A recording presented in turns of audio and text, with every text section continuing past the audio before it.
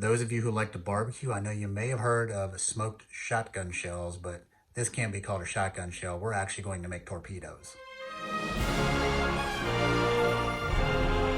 I'm going to start out with a pound of Italian sausage and then a pound of ground beef. And this ground beef is very lean.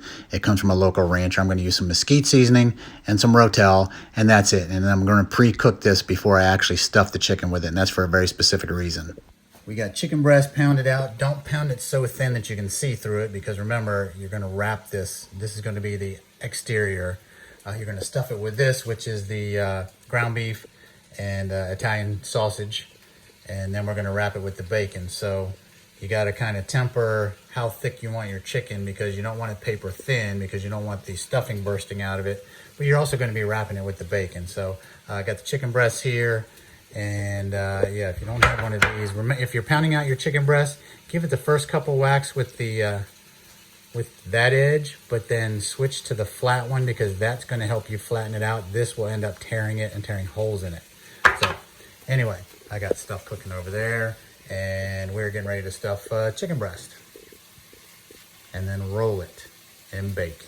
And here we go. That's chicken breast. I put the stuffing to one side of it, because we're going to roll it over. And we're going to try and roll it tight. And you might be saying to yourself, well, Don, why did you cook the stuffing first? Well, because this is only going to go in the smoker for probably about 90 minutes max. So all we're doing is cooking the chicken through, heating up the center to 165 degrees, and making sure that bacon on the outside is nice and crispy. If that's raw in the center, we're going to have to put it in for way longer.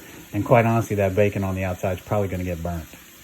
All I did was roll it over and fold it in as tight as I could. And some of it's going to fall at the ends. Don't worry about that. Just stuff it back in there, because you're going to cap it off by wrapping the bacon around this thing. That's what's going to hold it all together. So when you're done with one of them, you're going to end up with something that looks a little bit like this. Yes, it's going to take more than one piece of bacon, and you can stretch it and spiral it. And if you have a spot that you need to cover with, just take another piece of bacon and wrap it around it. You can never have too much bacon, right?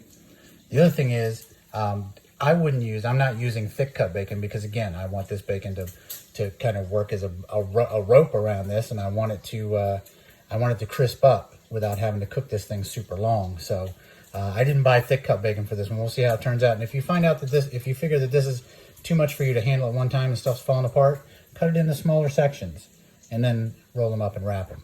You can actually, I might try this as well. I might wrap a couple of them into good sized 3 or 4 ounce balls and wrap them with bacon. See how that goes as well. We'll see. There's the almost finished product. Sorry, it's camouflaged with that plate. Bad choice on my part. But then I'm going to put them in these tins. I poke a couple holes in the tins to let that smoke roll through and get up around the meat. And these are getting ready to go in the smoker here in about 2 minutes.